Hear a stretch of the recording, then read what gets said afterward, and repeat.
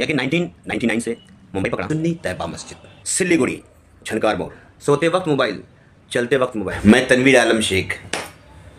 कैसे हैं आप हजरात? अल्लाह के फजल करम से मैं ठीक हूँ और उम्मीद करता हूँ कि आप लोग भी बखैर आफियत होंगे। मैं इससे 2 दिन पहले कहाँ था पता है आप लोगों को, और मेरे काफ़ी सारे दोस्तों को मालूम है। बोले तो 25,000। इससे 1.5 महीना पहले नहीं बल्कि 2 महीना पहले मुंबई में था। 25,000। फिर मुंबई से आना हुआ गांव शहर यानी कि बिहार, और वो भी बिहार में बायसी। वहाँ पर आने के बाद मैं तकरीबन 2006 से लेकर के 2016 तक मोबाइल रिपेयरिंग का काम किया, यानी कि 10 साल पहले मैं मोबाइल रिपेयरिंग का काम कर चुका।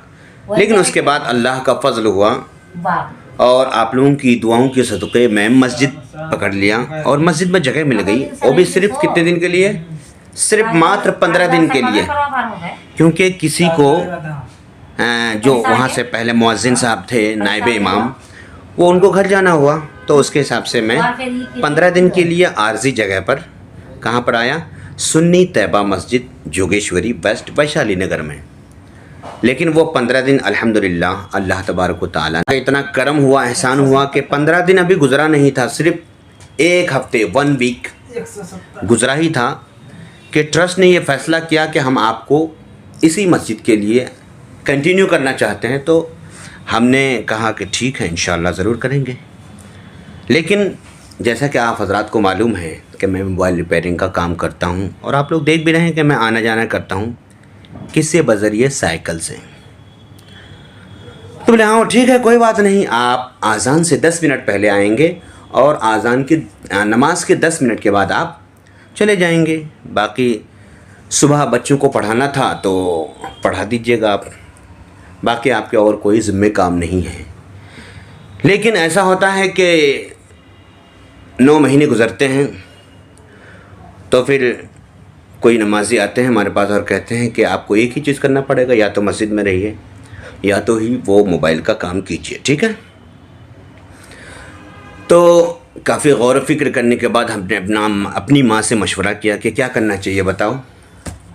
तो हमारी माँ ने मशवरा ये दिया कि बेटा देखो, मस्जिद अल्लाह का घर है, बहुत अच्छी बात है, आप को मस्जिद मिल गई है तो आप मस्जिद में ही रहो और दुकान को खैराबाद कह दो। हमने कह दिया, उस दुकान में दोबारा जाना नहीं हुआ, और अल्लाह के तरफ से ऐसी बारिश हुई, तीसरे ही दिन सारा सामान भीग गया। वो दुकान में से मेरा कोई सामान जो वापस भी लेके आया था, जो भीग गए थे, वो काम में नहीं आया, और कुछ सामान शायद अभी भी पड़ा होगा मेरे पास, जैसे ईयरफोन, चार्जर और कुछ बॉडीज़ वगैरह, कवर्स वगैरह, और कुछ इंस्ट्रूमेंट्स जैसे हॉटगन कहते हैं, ब्लोवर कहते हैं, आयरन कहते हैं, ये सारी चीज़ हमारे भीग करके, सड़ करके गल गए, ख़राब हो गए। पंखा तक के था और अभी भी है, ठीक है। खैर वो दुकान हमारा ख़त्म हो गया और मस्जिद में कंटिन्यू किया, और अल्लाह के फजल व करम से उस मस्जिद में तकरीबन पौने 9 साल या 8.5 साल रहा। कौन सी मस्जिद? मुंबई के वैशाली नगर जोगेश्वरी में सुन्नी तैयबा मस्जिद, अल्हम्दुलिल्लाह।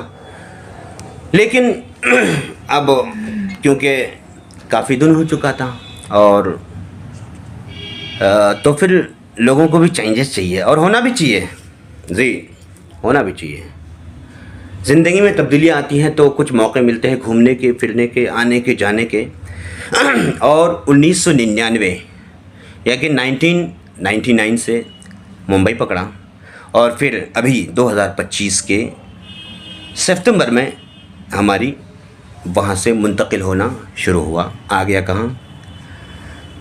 बिहार के उरुसुल बिलाद तक, बिहार के बायसी इलाका जिसे पूर्णिया ज़िला कहते हैं, जहाँ बहुत सारे उलमाए किराम रहते हैं। लेकिन यहाँ की भी बहुत बदहाली है। खैर वो बात एक अलग मैटर हो जाएगा। लेकिन अब फिर हमने सोचा है कि उसी मोबाइल को फिर से कंटिन्यू करते हैं, क्योंकि वक्त और हालात का ये बहुत अच्छा है।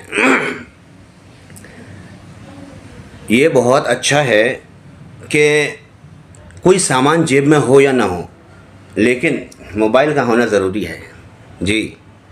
सोते वक्त मोबाइल, चलते वक्त मोबाइल, बैठते वक्त मोबाइल।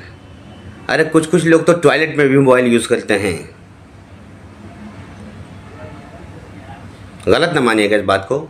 चलिए खैर, तो फिर हम उसी मोबाइल को काम के लिए एडवांस लेवल यानी जो चिप लेवल होता है, जो आईसियाँ ख़राब हो जाती हैं, उस आईसी को ठीक करने के लिए मैंने ज्वाइन किया सिल्लीगुड़ी झनकार मोड़।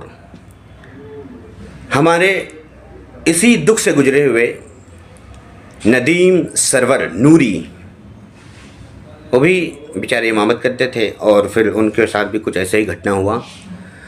उन्होंने मोबाइल का काम चालू किया और करते करते एक अलग टॉपिक है उनकी, अगर हो सकेगा तो हम बताएंगे कि उन्होंने कैसे कैसे सीखा और कहाँ तक अभी वो हैं।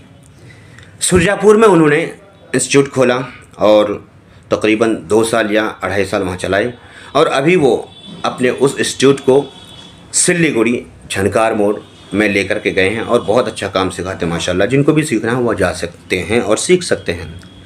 सॉफ्टवेयर, हार्डवेयर, जंपरिंग और बहुत सारे काम होते हैं और बहुत माइक्रोस्कोप के ज़रिए काम होता है। उसमें काफ़ी बच्चों को वो तालीम देते हैं और सिर्फ 45 दिन में, वो भी कितने 45 दिन में, तो हमारा भी 45 दिन पूरा हुआ। उसके बाद भी 1 हफ्ते और भी पूरे हुए थे। लेकिन इसी दरमियान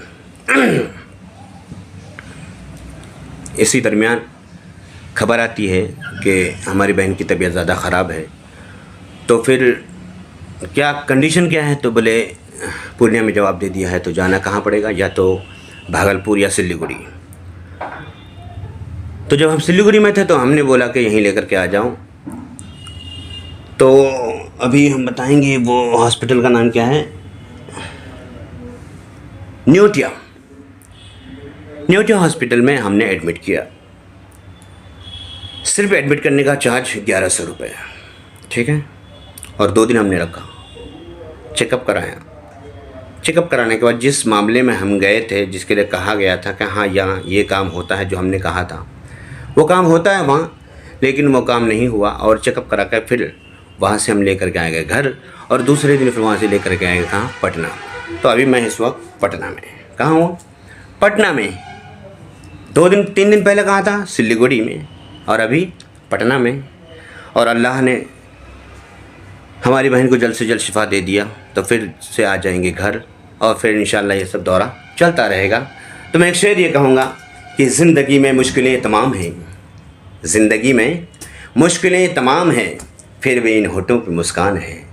क्योंकि जीना जब हर हाल में है तो मुस्कुरा कर जीने में क्या नुकसान है, मुस्कुरा कर जीने में क्या नुकसान है। तो मेरे दोस्तों, मुस्कुराइए और ज़िंदगी को अच्छे से जिए और जो जलते हैं ना उनको जलाइए, उनको जलाते रहिए, जानबूझ करके मत जलाइए, लेकिन जो जलते हैं जलने दीजिए ना, क्या फ़र्क पड़ता है।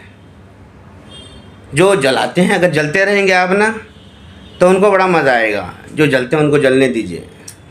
चलिए ठीक, इसी बात को हम ख़त्म करते हैं और अल्लाह ताला हमारी बहन को जल्द से जल्द शिफाए कामिला व आजला और तमाम मोमिन मुस्लिमीन जो बीमार हैं उन सबों को शिफाए कामिला व आजला अता फरमाएं। खुदा हाफिज़, शब बख़ैर।